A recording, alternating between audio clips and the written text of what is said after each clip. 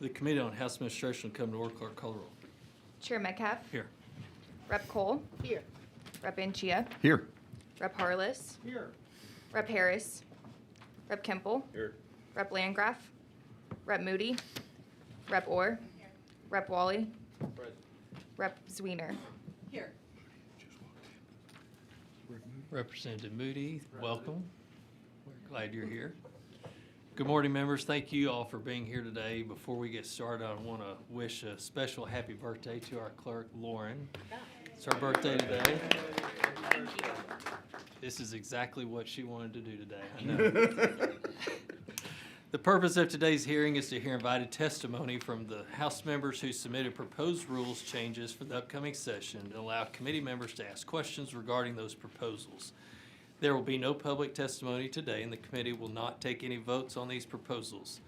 I want to welcome Chairman Hunter, who is with us on the dais today. Chairman Hunter was one of the authors of the rules resolution last session. We look forward to his participation in this process. Thank you for being here. I want to thank the members who submitted proposals for being here today to present their proposals to the committee. We received approximately 40 proposals that will be discussed today. The proposals submitted were organized in order the date received. However, for efficiency purposes and out of respect for member schedules, those members who submitted multiple proposals will be allowed to present all of their proposals when recognized by the chair. Members who submitted proposals may check with the committee clerk regarding the order of consideration of proposals. The main focus of today's hearing is on the House Rules of Procedure. However, the committee did receive a handful of proposals relating to the housekeeping resolution. I look forward to an open exchange between the committee and the members laying out proposals today as we consider the rules we want to operate in the upcoming session. Members, first up, I'd like to cover Representative Hull's proposals. Representative Hull was unable to make it to today's hearing. Representative Hull has 3 proposals total. I'll recognize Representative Landgraf. Welcome. These proposals regard members' operating accounts, member office rollover funds, and interim hearing travel expenses. These proposals are all in your packet for your review. You may review those at this time while we move on to the next. It'll be Representative Chairman Guillen. Next, the chair calls Representative Guillen to lay out his proposals. Representative Guillen has 4 proposals total. Representative Guillen, first proposal is regarding 2nd District Office for Expansion Districts. You may Thank lay out. Thank you, Yes, Mr. Chairman. absolutely. Members, 5 Texas House districts stretch over 200 miles with major communities and major population centers at each end of those districts, making it difficult for constituents in remote areas to access their representatives. My recommended change to the House rules would ensure that legislators serving these large, expansive districts have the resources needed to maintain a stronger presence through a 2nd district office, reducing travel burdens and improving response times. I got this board here. This is, and I have a handout that I just passed out that has the 5 biggest districts there, which the first one is Eddie Morales's, and then the second is Ken King, then Andy Murs, now West Burdell's, and then Spiller, and then myself. This is my district, and I live here, and this is my biggest population center, and closely behind, my 2nd biggest population center is up here. It takes me 4 hours to get from here to here. And those are my 2 biggest population centers, and they're almost evenly divided. And so for folks that live in the middle, it would take, even if I had the 2 district offices, it would take them a couple of hours just to get to one. And so I am the least extreme of the problems in this scenario. The other guys have a bigger issue than I do because they have even more miles between them. Specifically, we propose amending Section 8.03 of the housekeeping resolution to provide 2 district offices for districts measuring more than 200 miles with the adjustments to cover operational costs. The committee sub just clarifies that. This is a practical solution to improve access to representation for rural Texans. Happy to answer any questions. Thank you. And members, Chairman Guillen had some changes last night that he sent. You do not have those in front of you, but we will get those to you today. We Staff just passed them out. we just Okay, passed them out, so they're in front of you in Awesome. paper form. Do they have all the changes that you submitted last night? Yes, sir. So just continue to do it. Okay, members, any questions? Yeah, Representative just- Janchi. Thank you, Mr. Chairman. Can Yep. you hold up the map again? Yeah. Wow.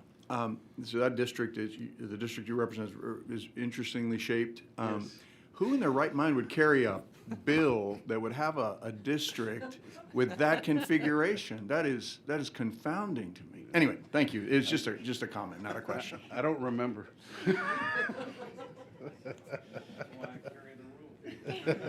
Members, any other questions? All right, seeing none, you can move on to your second proposal. Okay. All right, the second one, thank you, Mr. Chairman. Members, communicating effectively with constituents is essential, and our biannual newsletters are critical for sharing legislative updates and district events. But the current quality is very, very much outdated and I believe inadequate, especially compared to our colleagues from the U.S. House of Representatives. My recommended change expands printing options by allowing members to select glossy cardstock, full-color printing, and custom sizes. All other existing rules and guidelines surrounding newsletters would remain in place. And so the only difference is that you would have, just like a cardstock option. And I tried to print some out because I didn't have the actual ones, but we get really nice looking cardstock newsletters from our federal officials. And then you all know what ours look like, like this. And so very, very good reading material. But the glossy alternative, I think, would be a nice change. And that's what this proposal is. I'll answer any questions. Members, any questions? All right, seeing none, you move on to your third one. Okay. Texas faces serious challenges related to border security, transnational crime, and defending the state's territorial integrity, directly affecting public safety and law enforcement. Currently, the jurisdiction over these issues is unclear, creating overlap among the committees on Homeland Security and Public Safety, State Affairs, and International Relations and Economic Development. This change clarifies that these matters fall under the Committee on Homeland Security and Public Safety, consistent with its role in defending the state and responding to terrorism. And I'll answer any questions if you have. Members, any questions?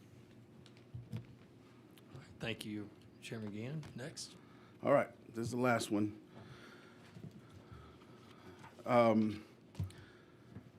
We recognize important milestones in the Texas House and important legacies through congratulatory and memorial resolutions. However, under current House rules, these can only be approved while the House is in session, delaying recognition of significant events occurring during the interim.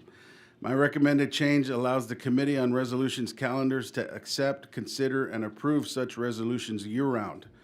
We also propose creating a remote approval process similar to how resolutions are approved on the House floor during the session. The committee sub specifies this in contrast to the original proposal, which would allow the committee to approve on behalf of the full House as well. Members, this is a practical change to ensure timely recognition of Texans' achievements and losses year-round.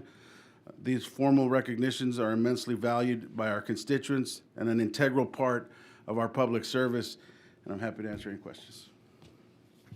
Members, any questions? Seeing none, thank you for your time today. Thank you, guys.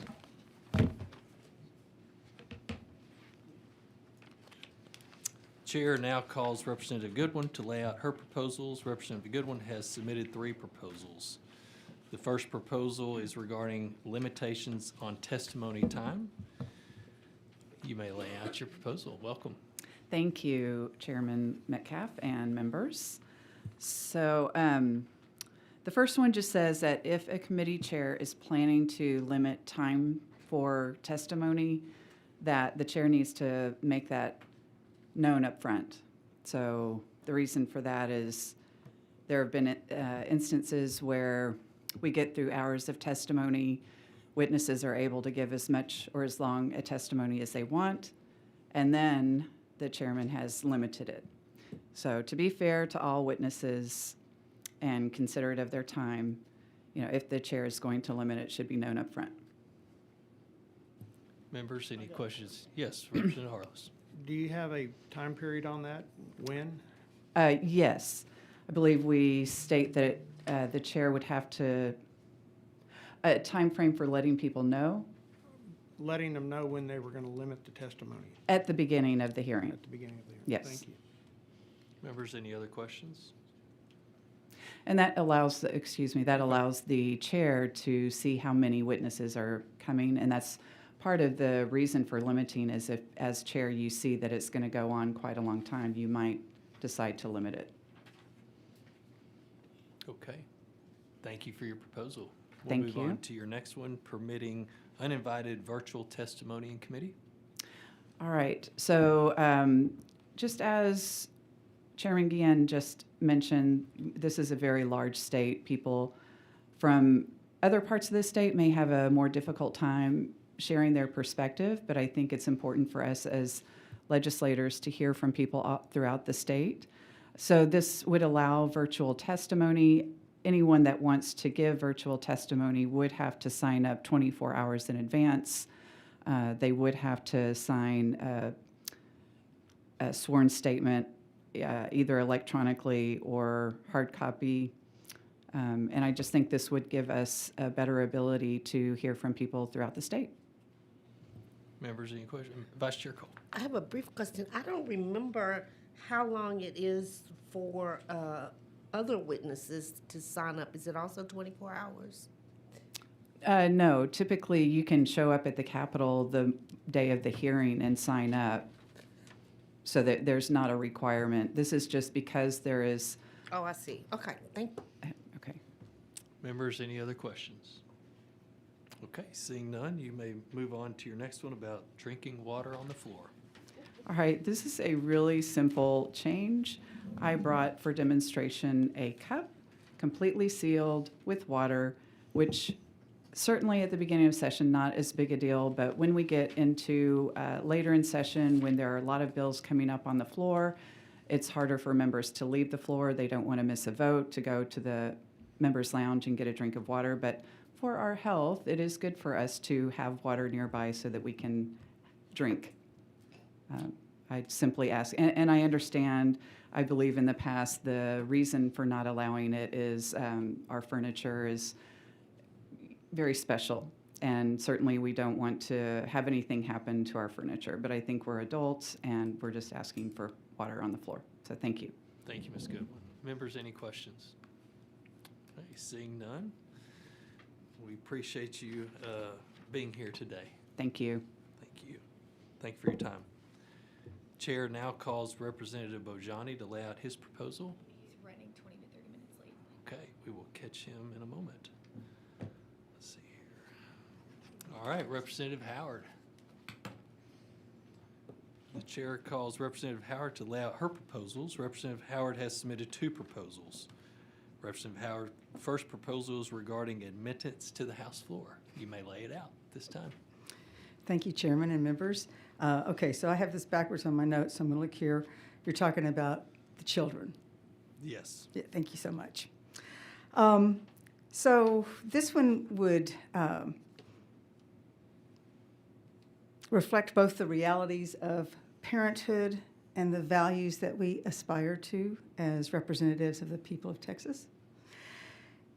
It would allow minor children and grandchildren of members of the Texas House and its officers to be present on the House floor when accompanied by their parent or guardian when performing official duties.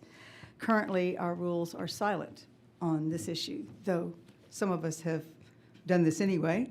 We're silent on the issue. We're all aware of the child care crisis that's facing this state. Child care challenges are a daily reality for millions of Texans, many of whom are juggling jobs and family responsibilities without reliable, affordable options. As lawmakers, we are not immune to these struggles. When faced with sudden gaps in childcare, members currently have limited options. This rule change allows us to continue our critical work while addressing the same challenges that our constituents face. We have an opportunity to send a powerful message that workplaces, even legislative chambers, can and should adapt to support working Texas families. This rule change is a practical and forward-looking solution that benefits not only us as we're trying to do our duties, but also the families and children that we represent as we would actually be on the floor doing our job. So that is this particular rule proposal. Thank you, Ms. Howard. Happy to answer questions. Members, any questions? Representative Wiley? Nope. I guess- Nope. oh. Vice Chair Cole? I guess we're calling this the Baker change. That's her grandson. Yes, yes, ma'am. I was wondering, when you talk about officers, Yeah. who is that? Parliamentarian, Oh, anybody, okay. yeah, the people that are on the floor already that help us do our jobs.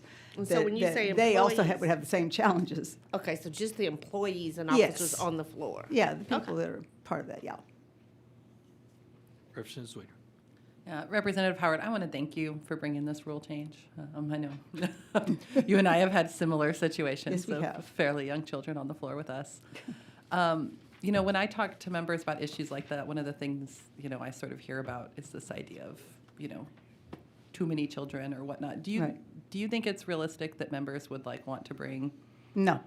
I all never of want their to bring my children children or every single grandchildren day? on the floor if I don't have to.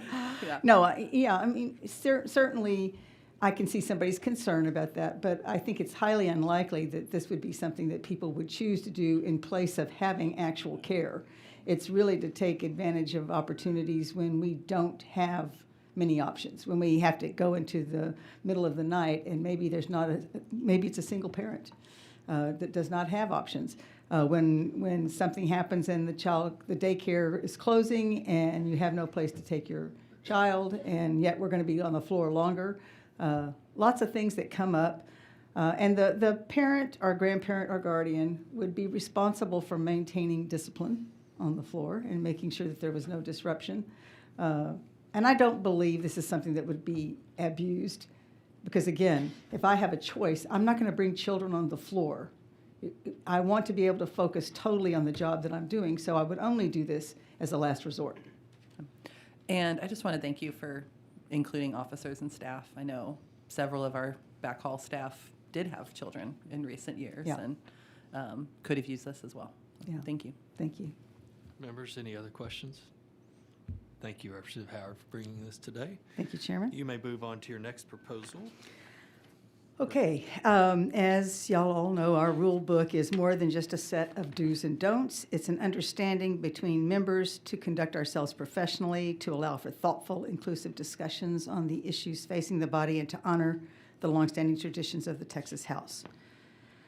So this is, again, a simple change that I think I'm proposing here. It would require the journal clerk to add a timestamp to the journal when the House gavels in and when a bill is laid out. So right now, it's when the House gavels in, but I want to add when a bill is laid out. So for example, if we gavel in at 10:12 and the discussion begins on the bill on HBX whatever at 11:03, then the journal would denote those two start times. This minor change would allow the public, including our staff in particular, to more easily locate video footage of legislative debate. I'd also like to see these timestamps included in the committee report, so if the committee was scheduled to begin at 9 o'clock, gavelled in at 9:05, and then began debate on a particular bill at 9:07, these three timestamps, as opposed to just when we're supposed to gavel in, would be listed on the summary of committee action report that's included in the full committee report. Again, this would just make it easier for the public to find specific legislation in the video feed and to reduce the amount of time spent scrolling through the video trying to find a particular bill. It's really just to hopefully make things easier for those who want to have transparency here see what we're saying, what the debate is, have an opportunity to do it without spending hours trying to find something. It would be much easier for the staff, but also the public. So that's that one. Thank you, Ms. Howard. Members, any Certainly. questions? Ms. Weiner? Representative Howard, as a current student at the University of Texas School of Law, who had a clinic where we needed to review some of this from one of our recent sessions, thank you for this rule change because it would have saved me and my classmates hours of time. Happy to oblige if we can do this, yes. I have done searches myself for things that I wanted to find out about, and it can take forever to get through this, so, yeah. Members, any other questions? Okay, thank you for your time today. Thank you, members. Thank you, Chairman. Chair now calls up Representative Weiner to lay out her proposal. Back to me. Thank you, Chairman. Members, this is a suggested change that came from conversations with many folks and some brainstorming. And basically what I'm trying to address is the problem that we all feel on the day that bill filing opens, and we all get worried about whether or not our bills are going to have low enough numbers. And we get a little punchy on hitting that submit button, sometimes on pieces of legislation that are ready and sometimes that aren't quite ready. And so there's two components to this rule change. First would be just moving pre-filing from opening the Monday after the election to it opening the first Monday of December. So that would have opened a week ago, which would have given us a little bit more time to chew on our ideas and make more intentional decisions about what we want to file. We're all very involved in the electoral process, whether or not we are up or not. And us having a little bit more time to chew on our proposals, I think, would both improve the quality of what we're filing, and I'm actually hopeful might reduce the quantity of what we're filing. The second piece of this would be to, after the speaker bills that are reserved, reserve 2 bills per member in order of seniority and allow members to bump their bill numbers down to those low bill numbers at any point prior to them being referred to committee. I know I've been in the situation of having a really important local bill that was still being negotiated when session started and then required notice in the newspaper, and that bill ended up with a number in the 4,000s. Just because of those local dynamics that were ongoing. So the hope is that by creating a little bit of a spot for us to be able to bump those high priority bills down, we decrease the incentive for folks to file shell bills or other pieces of legislation to try and meet that need and be referred earlier. And just a couple stats for us. There were 525 bills filed the first day of pre-filing opening for the 85th session, 465 in the 86th, 745 for the 87th, 921 for the 88th, and 1,511 for the 89th. So I would encourage us to look at some options where we can have some more times to talk, more times to make sure we know what we want to file instead of rushing more and more for this low bill number process. Thank you. Thank you, Representative Weiner. Members, any questions? Okay, thank you for your time today. Chair recognizes Representative Bojani to lay out his proposal.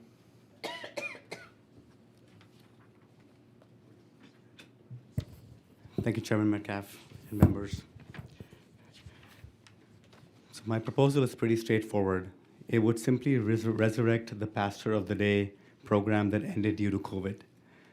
Like the Physician of the Day, members would nominate someone from their district for the opening prayer. The rotating Pastor of the Day ensures that those who lead our house prayers reflect the diversity of our state. I'm so sorry, my voice is disappearing. Previous Pastor of the Day programs were able to be conducted with respect to all religious and viewpoints, and I'm confident that that would still be the case. I welcome any and all suggestions from my colleagues on how to discourage political and otherwise controversial content from the opening prayer.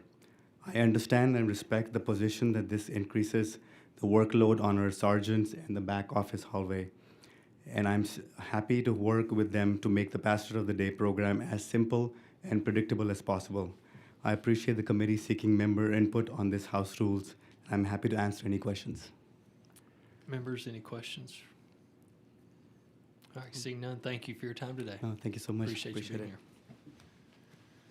So members, I believe Representative Gates has notified us that he is en route. So, and I do not see Representative Vasut, so Representative Vasoot, if you are listening, if you can make your way on down as well.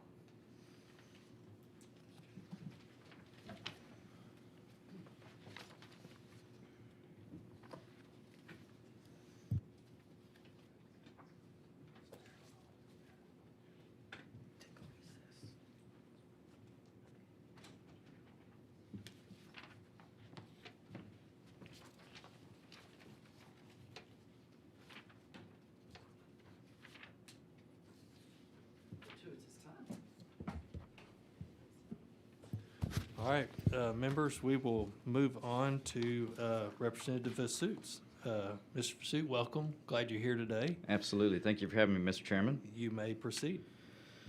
Well, thank you, members. I'm here, I'm testifying before you on a report that I chaired a committee for, a subcommittee of the House Republican Caucus, where over the past several months we heard probably about 85 proposals from members of the House Republican Caucus. Consider those for about 20, 25 hours of consideration and detailed discussion.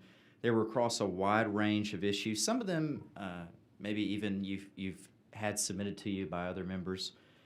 I don't know if the chair has any desire of me to go in a certain order to address them. I know you have been trying to take the hearing in rule order. I didn't know if you had that preference now.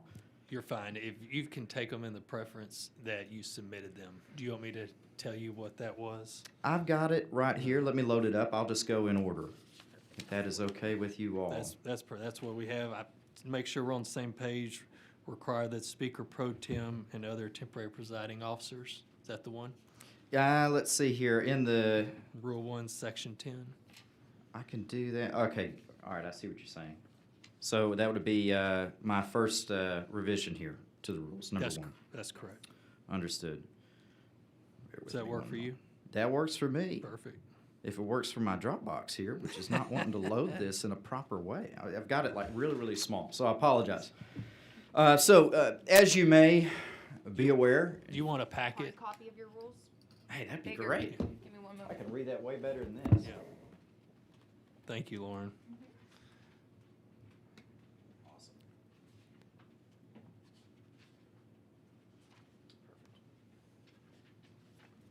Thank you, ma'am. All right. We'll just go in that order. And in fact, for the record for everybody, I'll just say your packet page so it'll be easier for you to trace back. I heard the rule suggestion on the way in about putting timestamps on things. I think that's a great idea. Very, very frustrating to try to look at a record without a timestamp. So on packet page 33, the first suggestion you may be aware is that the Republican Party has made it a legislative priority to have majority party chairs. Voters adopted a ballot proposition to that effect in 2022. About 81.24% of our primary voters agree with that sentiment. One of the things to bear in mind and has been a part of my evolution on this issue in the sense of why this change is being proposed is in the Texas House, committee chairs have plenary power to determine whether or not a bill is heard. That's not the case everywhere across the nation, and every single state differs on how they handle that. But in Texas, that's the system that we have. So who is in the chair, both either from a partisan perspective or even from a rural-urban perspective or any other perspective on an issue, can be important and has impacts. And so the overall philosophy that the Republican Party and many in our caucus have pushed is the simple idea is this, that the majority party governs, but that the minority party is heard. And that is how it works in almost every other state.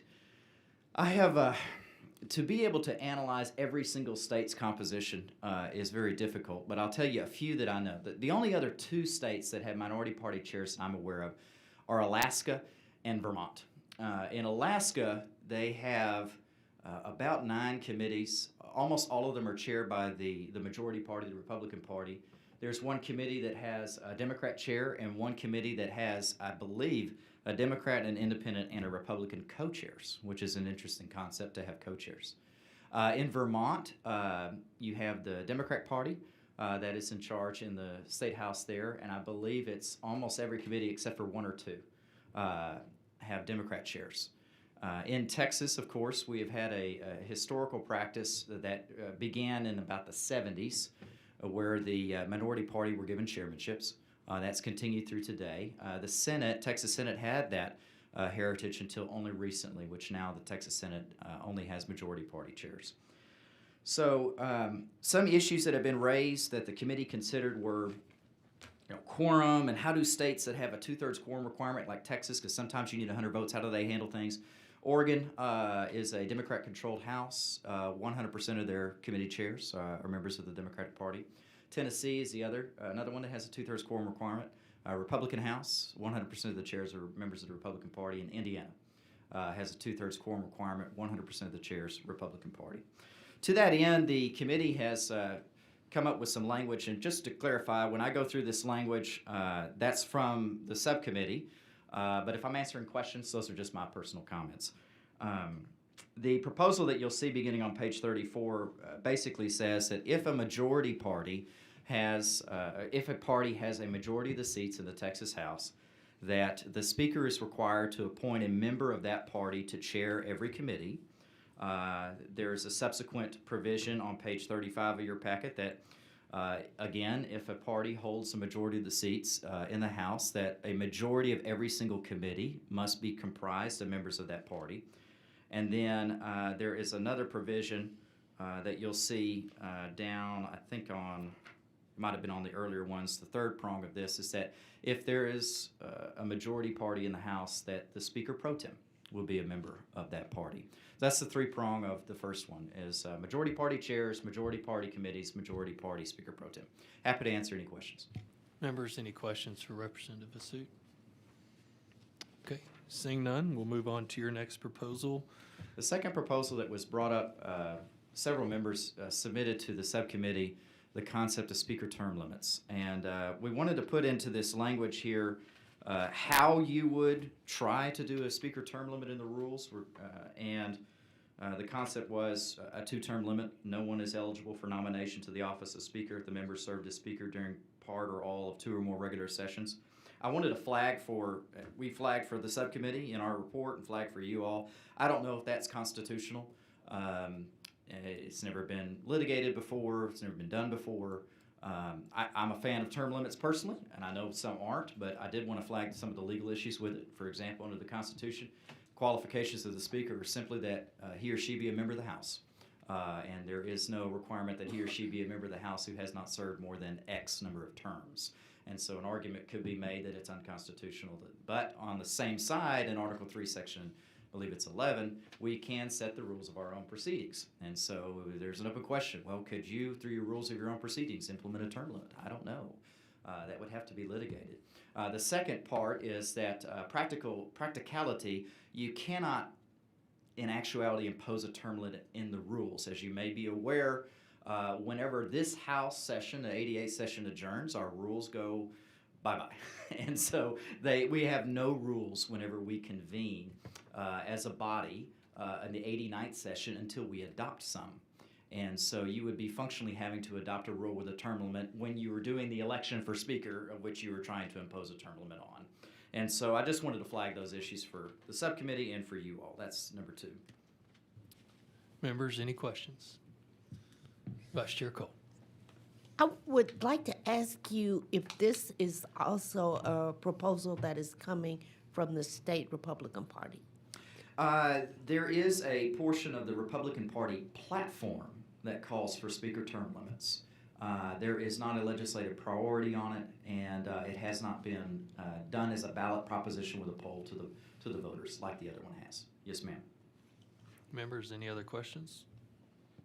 Thank you. You move on to your next one about filming committee proceedings. The third one, in the 87th session, after, I believe, some hoopla in the 86th session, there was a provision put into the rules that gives the committees the power to basically require that the only filming of a proceeding be the official proceeding. I don't know which camera I'm on right now. It might be the back of my head. I'm sorry about that if it is. But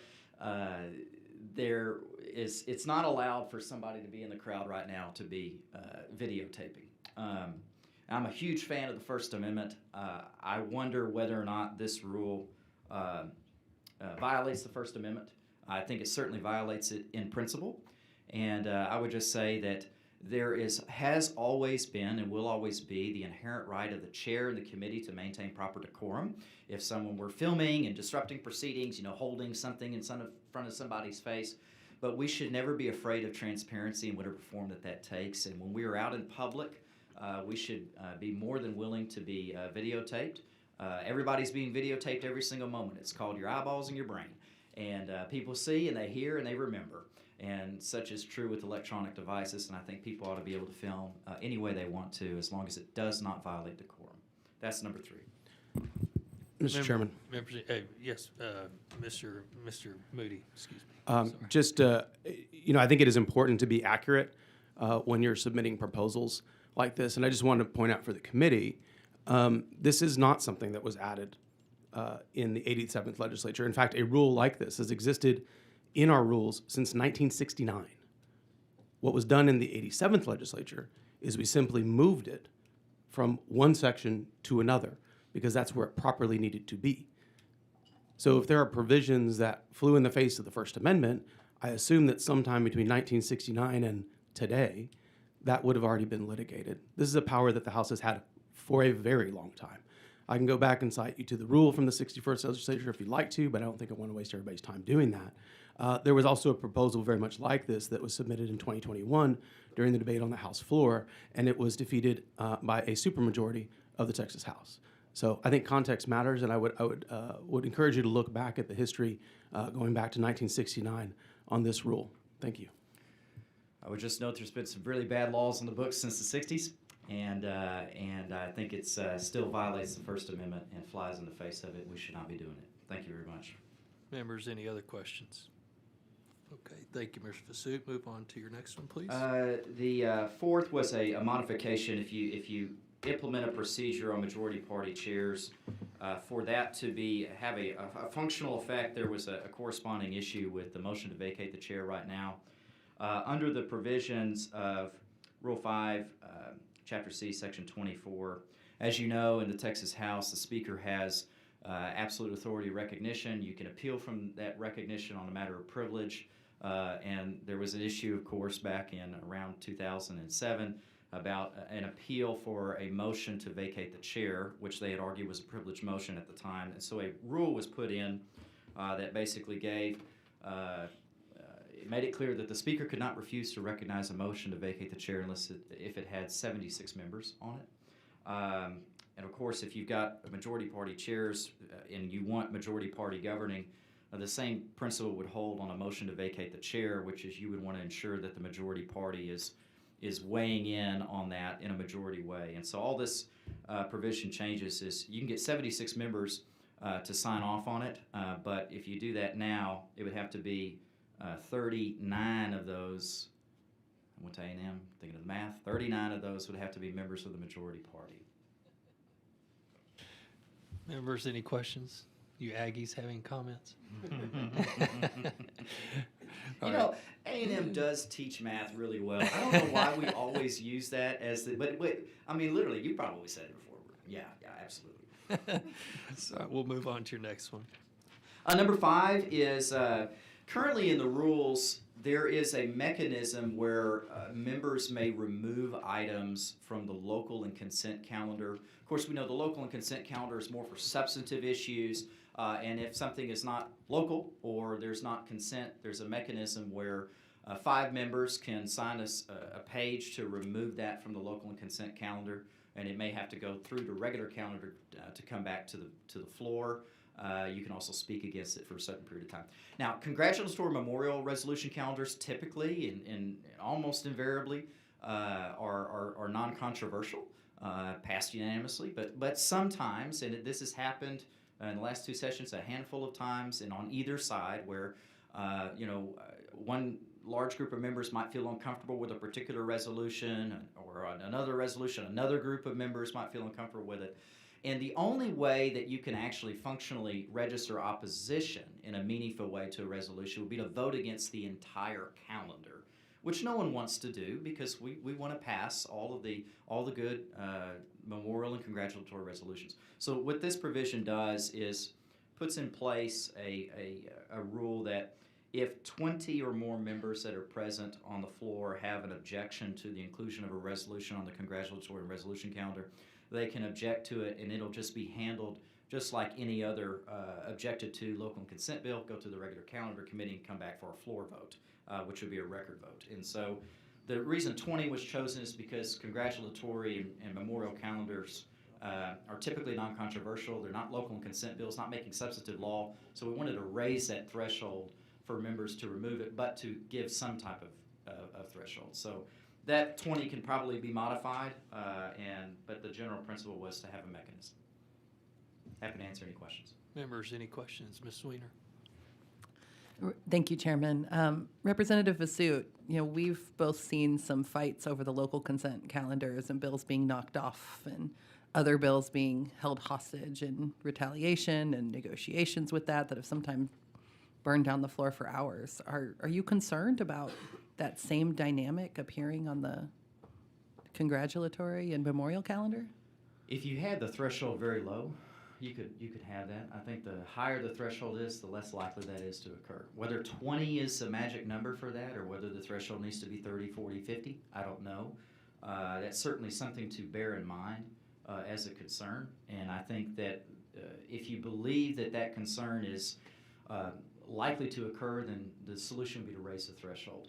But I would say that the solution is not to have no mechanism at all to remove something off the calendar, because then you're putting people into a tense situation where they have to kill the entire calendar, and we don't want to do that.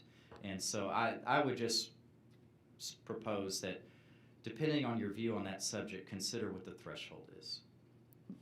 Okay, I'm not sure we agree on that. I mean, I think the other thing I want to flag is, you said your concern was that people couldn't functionally vote against these. But as I read your proposal, it's not providing a means for these to be voted on. It's referring them to the calendars committee, where I think a lot of us can assume if it's controversial, probably most of those are going to die. Getting things out of the calendars committee is pretty hard. Not necessarily. So there have been a handful of resolutions, I believe, last session. I can remember us voting on one or two. Don't quote me on this, but I thought there was something about changing one of the designations, whether it was like the state rodeo or something like that. I don't know, where somebody was moving a town on it or something like that. But there have been resolutions that have come to the floor on floor votes. Right now, you can register an opposition to a resolution on the journal, but it has no effect on its passage, if that may be right. And it doesn't function as an actual vote, unlike a local and consent vote does. And so I think that there is an avenue for the calendars committee to be able to bring a resolution to the floor, which then would have the record vote where members could actually vote. If they really did not like that resolution, if a majority did not, then it wouldn't pass.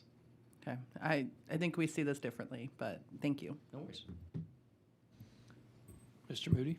You set this threshold at 20?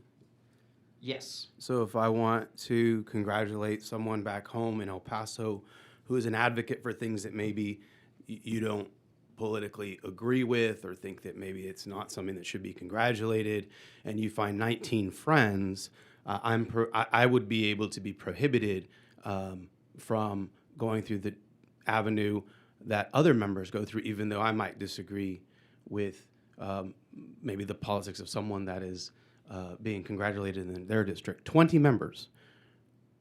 You spent a lot of time earlier today talking about the majority.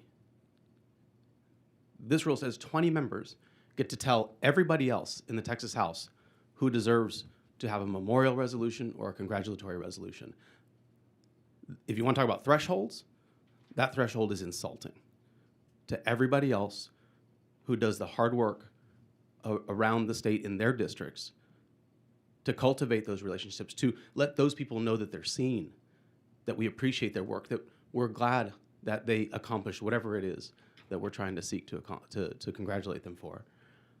Injecting politics into the congratulatory and memorial calendar is a fast track to the continued dissolution of the ability of our members to work together. You are injecting politics into a space where it's never existed before.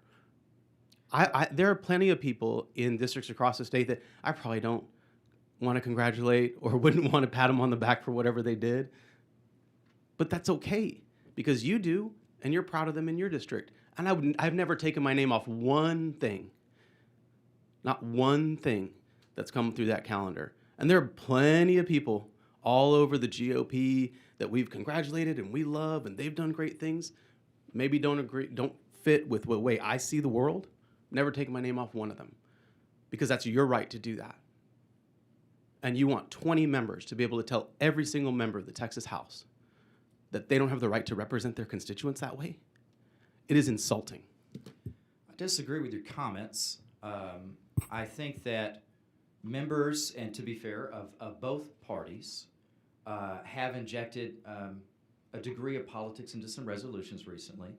And were both sides this past session ran into an issue of that nature. Now, some of those were handled by reaching out to the author saying, can you withdraw this resolution?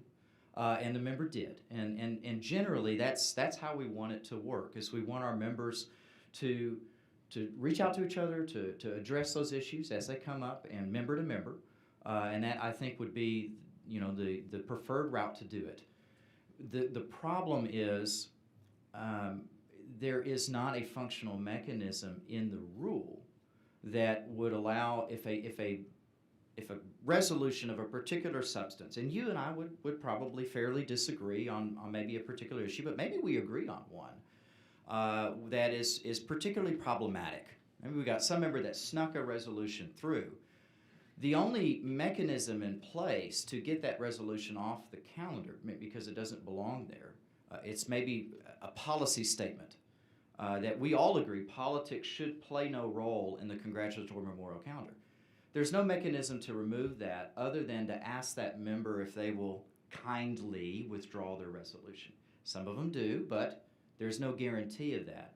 And so if we all thought that there was a particular political statement, maybe 149 of us agreed should not be made, that resolution is still going to pass, be signed by the speaker, and be a resolution of the House, unless we were to vote against the entire calendar, all of the non-political statements. And so whether I don't submit to you that 20 is an absolute, I don't submit to you that even this is an absolute, I submit to you simply this: there must be and should be a mechanism in the rules to remove a politically objectionable of a sufficient degree, a heightened degree, from the calendar without having to kill the whole calendar. And what that looks like, I leave it to those in the rules to come up with the body to come up with. But I would just submit to you that there should be some mechanism, some relief valve that can be used. Well, I'll give you one example, because setting it up like this is then 20 people are going to decide what the threshold is for what's too controversial. A colleague of mine from El Paso just wanted to congratulate a former police officer who infiltrated the Ku Klux Klan. There was a movie made about his life, and a lot to be celebrated. But he was also someone that was very outspoken politically. And that was something that my colleague was approached about. So a police officer who did amazing work to infiltrate a hate group and did wonderful work has controversial political stances, and we don't get to give him the pat on the back that he deserves because they're celebrating his life in film. That's the kind of conversations we get into. So when you open this door, just know that that never stops. It'll be, it will be a continued slide into bickering and back and forth over stuff that we should just be able to do and support one another. That we should be writing into these rules things that enforce collegiality and working together and consensus building, not things that give opportunity for more strife and more fights and more disagreements. I've been in a million disagreements. They're fine. It's part of this process. Not afraid of them. But the rules are meant to show what our institution stands for. This proposal stands to pit us against each other instead of trying to figure out how to celebrate with one another accomplishments that I may not recognize that are happening in your district, or that you may not recognize that are happening in my district. Build your rules to build collegiality, to build the opportunity to work together, not to divide us further. That's what I'd ask you to do. Thank you. I do agree 100% with that sentiment. And I would say that simply this idea was to provide a relief valve for what would otherwise be, according to the norms, an improper resolution to be able to be removed if the author was not willing to do so. That hasn't reached a threshold, but it came very close last session, and we saw it firsthand. I would just encourage all members, just don't submit overtly political resolutions. Continue like it has been in the past. And but to your point, I think if you were going to have a rule and you felt strongly that a 20 threshold was too, make it 76 or make it 75. I think that might address that. Representative Zwinner. Yeah, Representative Asut, I'm sorry, I just have to push back at the idea that all of these were overtly political, because one of the ones was a memorial resolution for a well-known advocate, well-known enough to I be, agree. and it was still targeted. So please do not pretend that this is only going to be used for things that are crossing a line and more political than what should be used, because people went after a memorial resolution last session. Thank you. I understand. Members, any other questions? Seeing none, we'll move on to the next. Thank you, Mr. Chairman. Number 6, there was a question about precedents last session. And, well, actually, there were two situations that arose. And there were some questions about, one, whether or not a prior precedent of the House was applicable, whether it was governing because of an interpretation of Rule 14, Section 1. And because there was a question about whether that existing, it was a precedent, but whether or not it was a binding precedent of the House, the parliamentarian recommended to refer to a congressional precedent instead. And as you may or may not be aware, under Rule 14, Section 1, we have in our rules an order of precedence. If the House has made a determination before, that's a precedent of the House, and we look to that. Okay? If there's not one, then we look to congressional precedents. It's the rules of the House of Representatives of the United States Congress. It's practice reflected in published precedents. And then if it's not there, we go to Mason's Manual, right? Which is a little red book that some of us have. That very, very rarely do you get to that level, but a lot of times you will get to the congressional precedents. So we've had them used before. And in the times that I have had to use them or rely on them, there wasn't a House precedent, but in another time, when another member was involved in this, there was a House precedent. It was just a question of whether it was binding or not. That member made a proposal to our subcommittee. We looked at this, a lot of concerns raised, and it seemed to us that just a minor clarification of this rule might assuage that by just simply stating, we're going to follow any House precedent on point that hasn't been overruled over any congressional precedent. So in order to go to a congressional precedent, you have to have no established House precedent. So that's my simple suggestion to the committee in Rule 14, Section 1. Members, any questions? Thank you, Mr. Fasut. You may move on to your next one. This is a high-level one. I know the specific language might need to be tweaked depending on how you read the entirety of Rule 16. As we know, we needed, in response to COVID, a degree of flexibility in order to convene the House, to address circumstances. Maybe if the Speaker, or the Chair of State Administration, and whether or not the State Affairs, or the Speaker Pro Tem were ill, if they got COVID, who would convene the House? And so some rules were put in at the time in Rule 16 that operated as, they were triggered based off of disaster declarations. And one question that was raised by members to the subcommittee was, shouldn't we just make some of those that are necessary for convening the House just permanent? Just make them permanent rules. And then if we have an unforeseen situation in the future, once the House is able to convene, that's the thing you need to be able to do. Once the House is able to convene, you can then adopt whatever unique rules are necessary.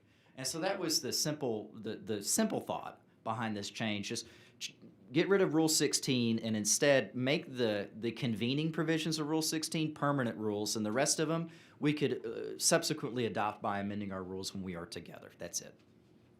Members, any questions? Thank you, Mr. Suit. You move on to your next. One of the main areas that was brought to the subcommittee was hyper-technical points of order.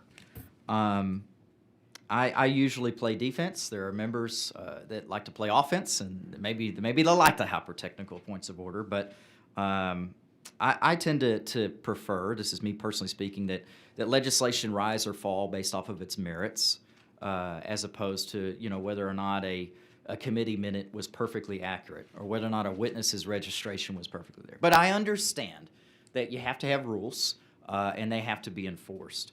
We consider several proposals, some as broad as just getting rid of bill analyses.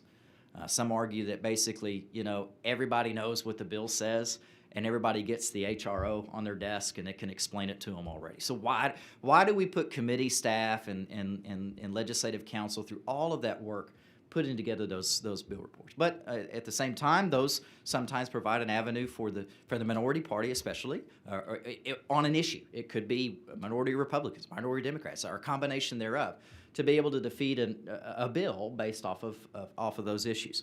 And so we did not recommend doing away with bill analyses or anything of that nature. We simply suggested this, that you change the otherwise discretionary decision to overrule a point of order for substantial compliance to be a mandatory. If the rules have been substantially fulfilled and a violation does not deceive or mislead, the speaker shall overrule the point of order. That is a very, very mild modification to the discretion as opposed to the standard. The second would basically require that every committee report, the author gets to append a statement to that committee report if they so choose to correct an issue with it. Now, if they append a statement that creates a point of order, well, that's on the member. It's on them.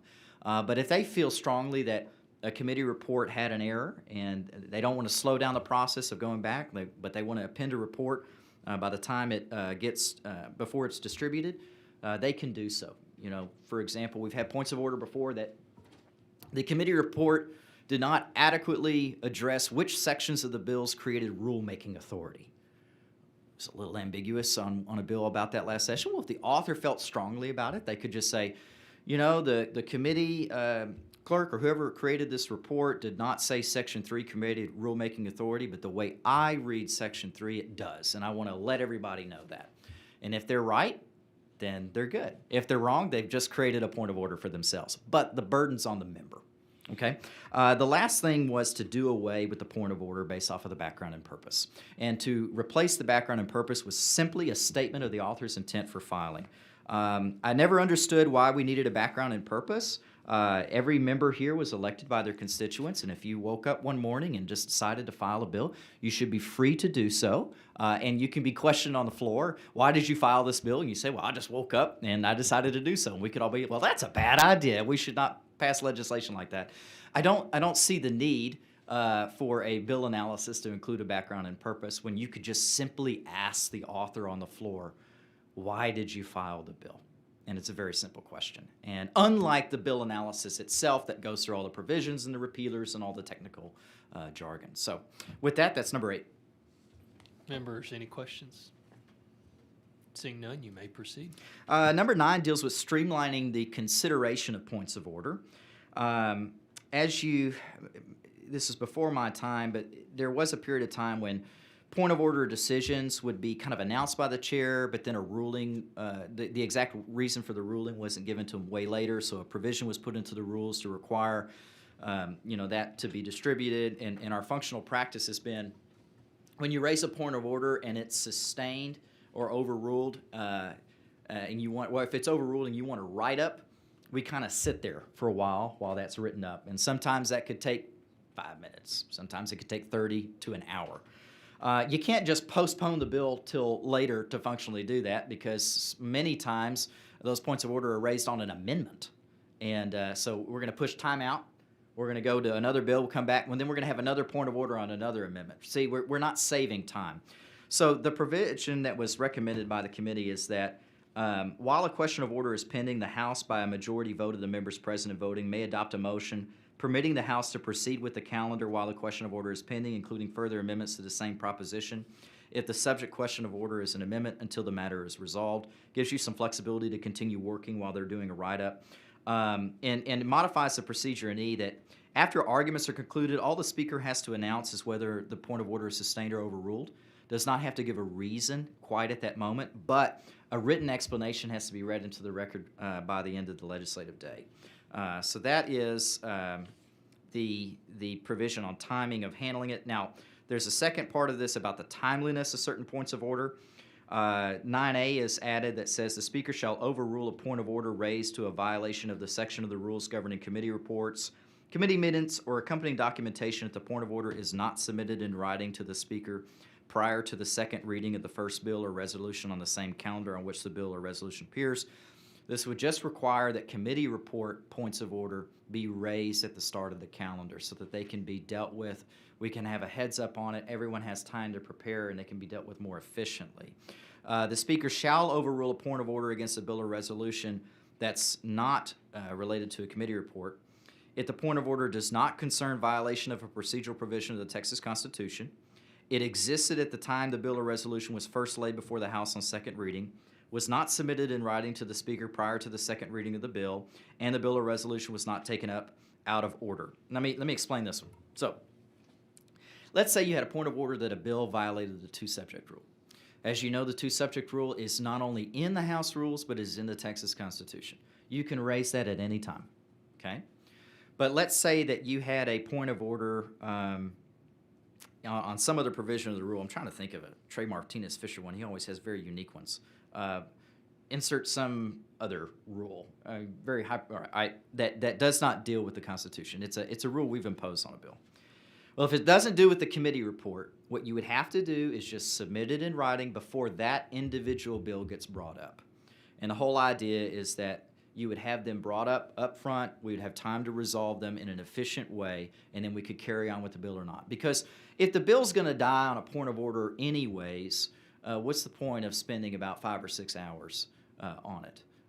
And to the extent that you need time to negotiate the bill, motion to postpone can be used, and as well as while the point of order is being considered, but before it is ruled on, you can still negotiate the bill. You can negotiate, hey, I'll withdraw that point of order if you won't take this amendment, etc. So that was the idea of speeding up that process that you can see in the new Section 9A. Happy to answer any questions. Members, any question, Representative Hunter? So Cody, so I understand, the idea is basically the length of time it takes to do a point of order. Correct. Is to create efficiency in the process. Correct. So this is what I want to make sure you've all thought of. So let's say it's House bill deadline night. Mm-hmm. Is there any mechanism so it's not abused to kill bills? For example, we get down, we have 20 minutes left. Somebody does a point of order.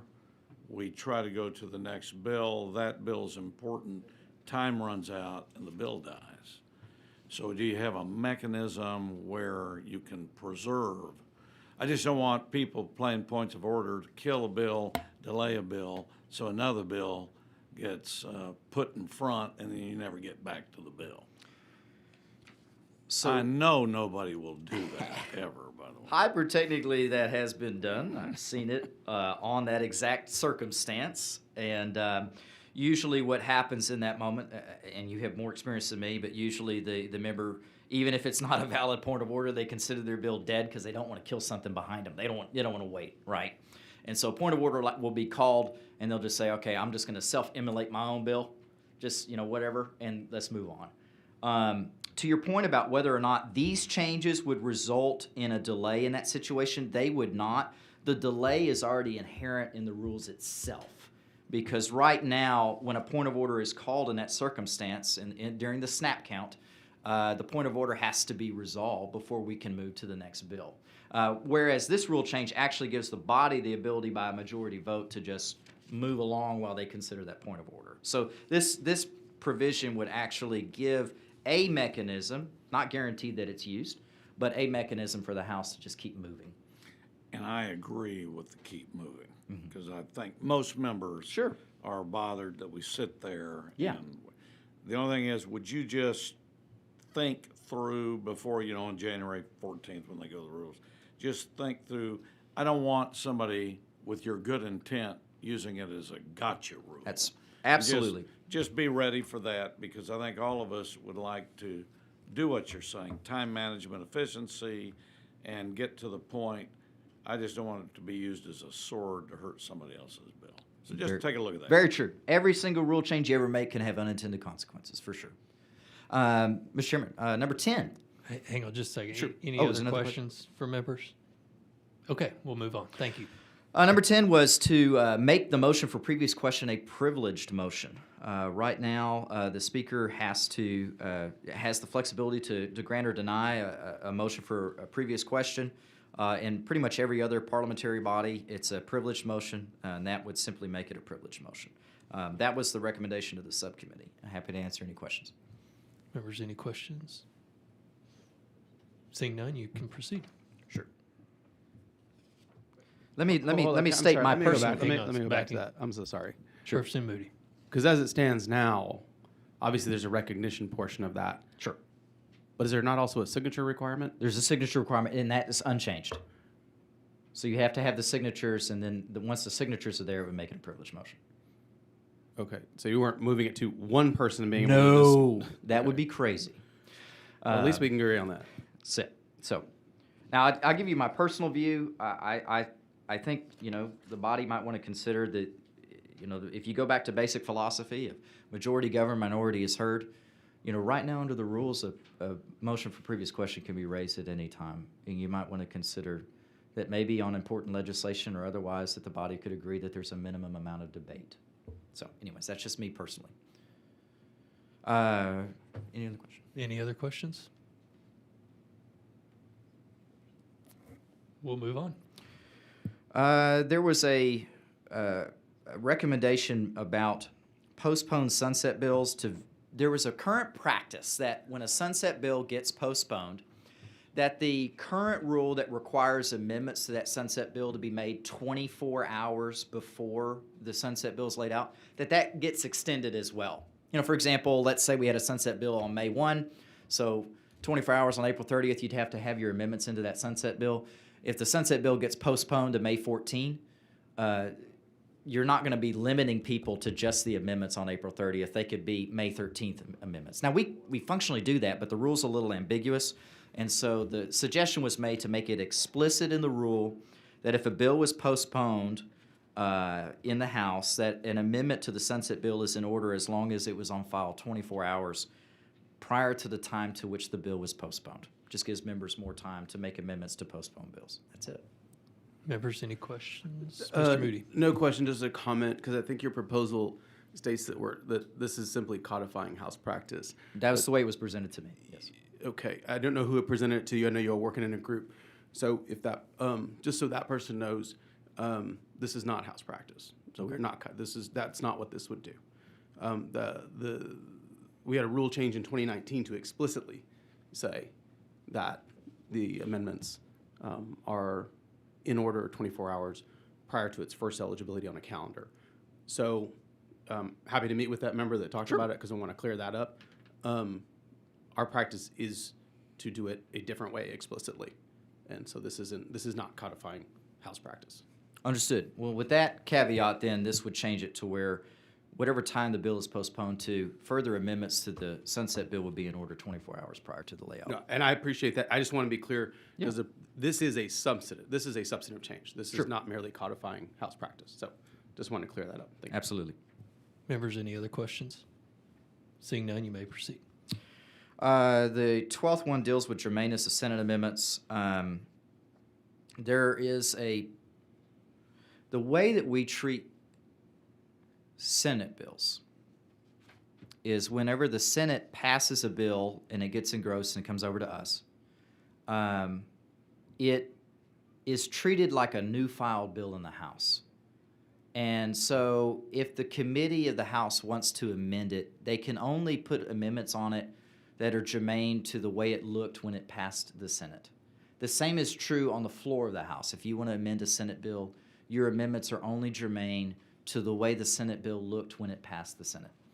That is not true for House bills, in the sense that when a House bill is introduced, the committee can amend it, and then let's say that the floor of the House does not like what the House committee did, they can undo that, okay? But if you don't like what the Senate committee did to a Senate bill, the House cannot undo it on the floor. The House committee cannot undo it in committee. This change would simply say that an amendment to a Senate bill, resolution, or joint resolution is germane if each subject of the amendment is a subject that is included in either the version of the measure as it was introduced in the Senate or passed to engrossment. So if the House preferred the way the Senate bill was filed to the way it was passed, the House can send the original Senate bill to the Senate. That's all it would do. Members, any questions? Seeing none, you may proceed.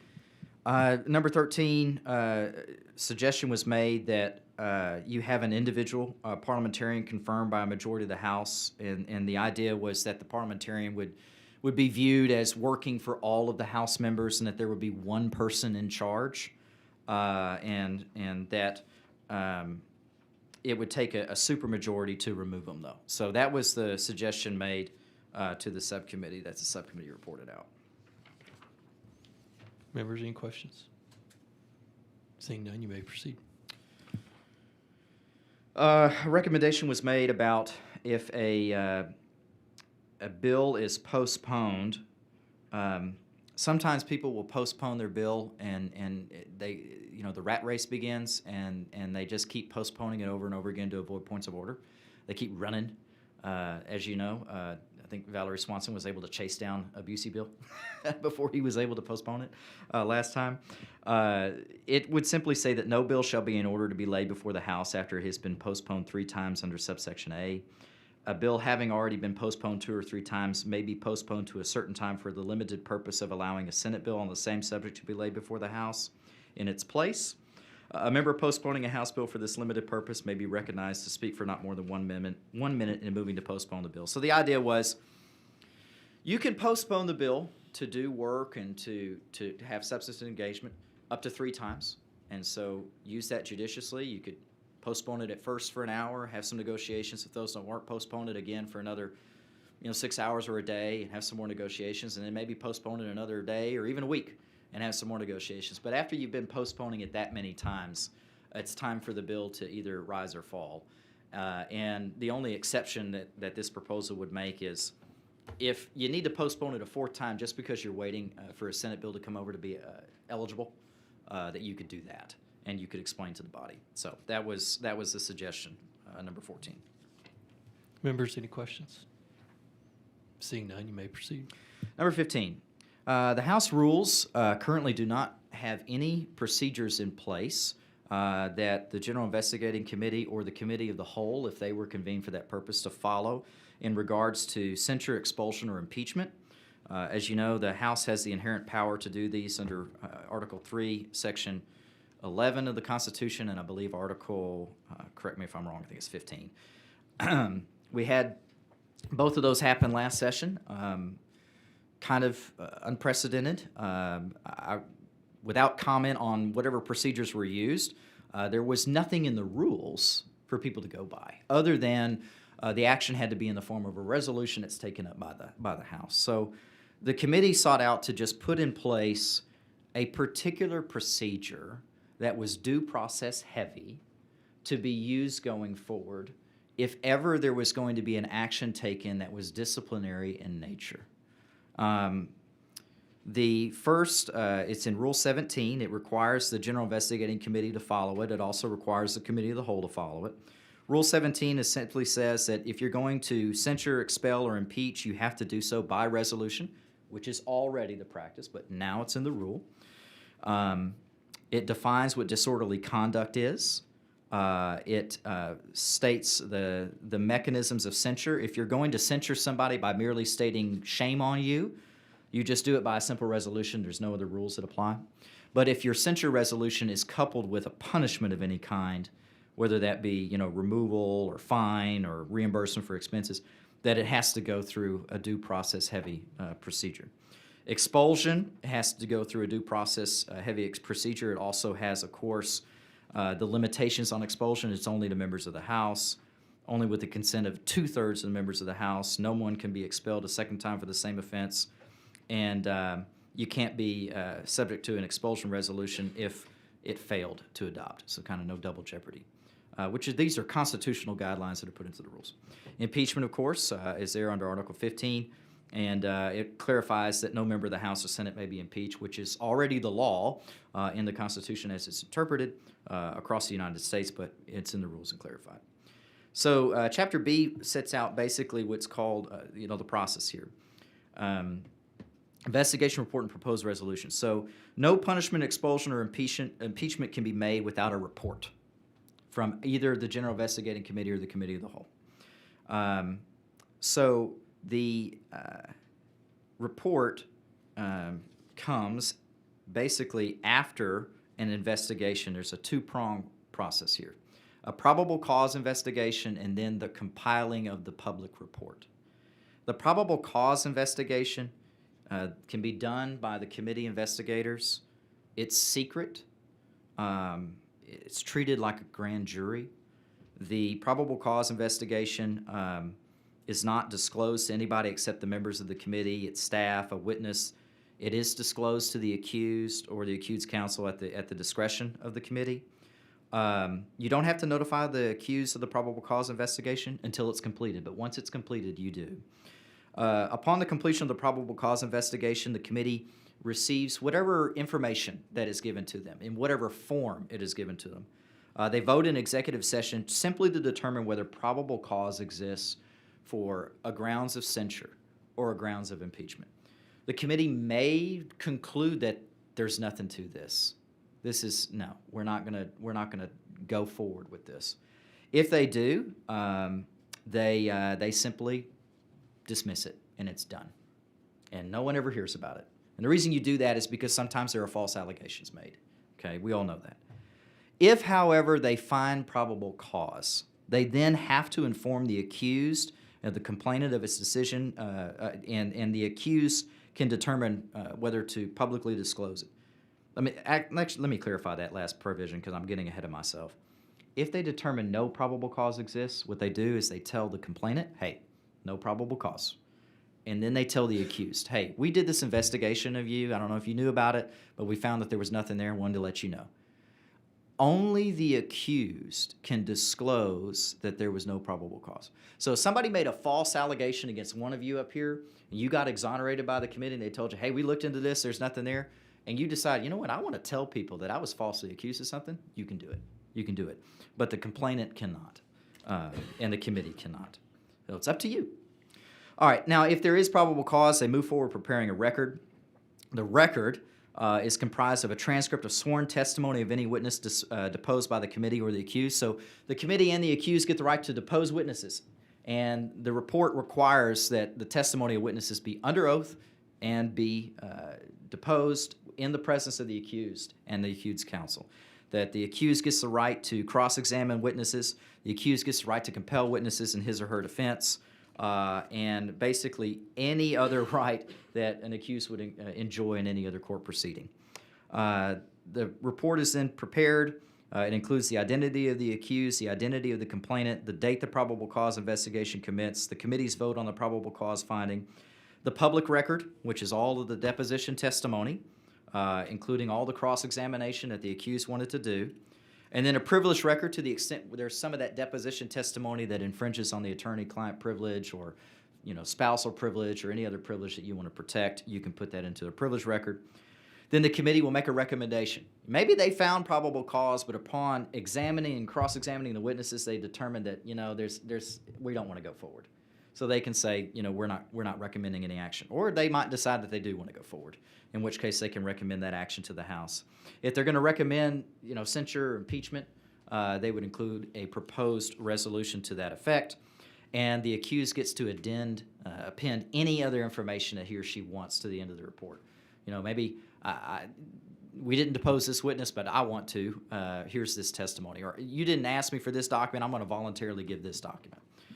The drafted report's given to the accused. They get 7 days to do the addendum.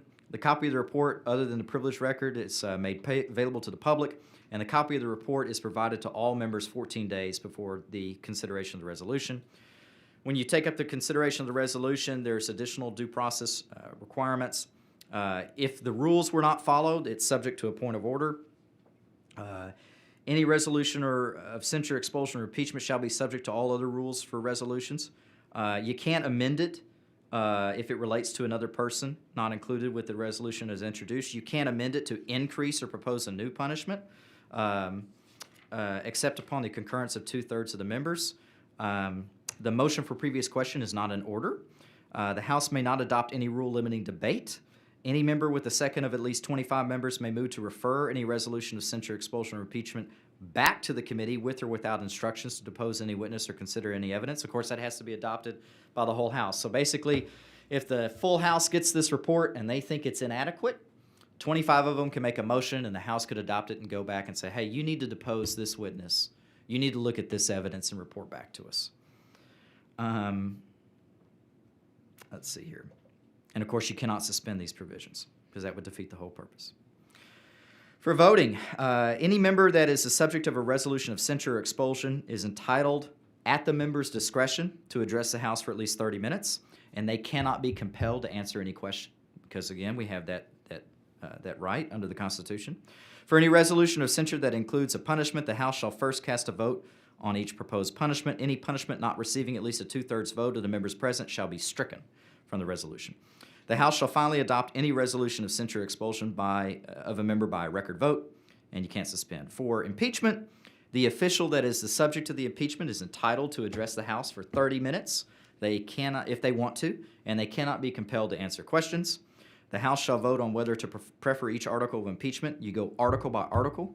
You cannot adopt a blanket provision. You have to go article by article, and a motion to suspend is not in order.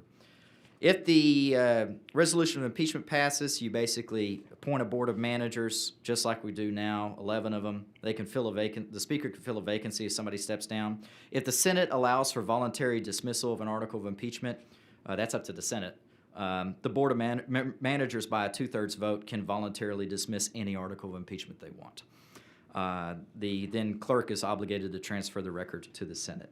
Basically, it is almost like a summary judgment proceeding, a little mini trial before it goes to the Senate that has the full trial on the merits. Happy to answer any question. Members, any questions? Seeing none, you may proceed. The second part of our recommendations were about the housekeeping resolution. There was a provision that was put into H.R. 3, the housekeeping resolution, that was used as a grounds to call out of order an amendment to require majority party chairs.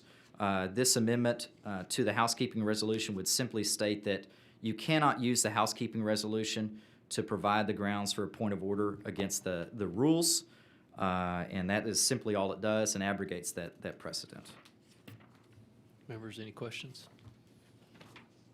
Thank you. You may proceed. The second one on the housekeeping resolution was many members raised concerns about compensation of their employees. I know all of you have that. We've had budget increases recently, but there was a question about the salary cap. Right now, only one employee can go over that salary cap. A proposal was submitted, and the subcommittee recommended it to increase it to 2 employees that can go over the salary cap. Happy to answer any questions. Members, any questions? Okay, you may proceed. The third one was to modify the rollover amount for budgets. While we increased budgets last session, we kept the rollover amount from year to year at $20,000.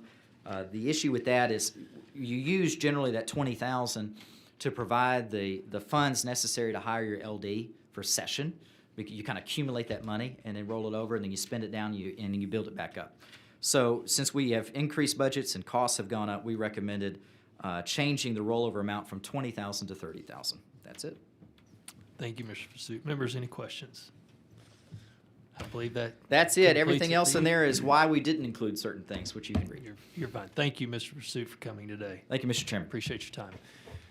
Members, the next up is Representative Gary Gates, but he is notified the committee or staff has that many of his proposals were very similar in nature to Mr. Pursuit's, but there are others that he had proposed as well that are not similar, but they are in your packet, and he had another obligation he had to get to. So Y'all review those at your discretion, and that'll be it for today. But members, thank you. That concludes today's agenda for the public hearing on rules. The proposals submitted to the committee will be posted on the House Administration's committee page on the House website. Is there any further business for the committee to address in this hearing?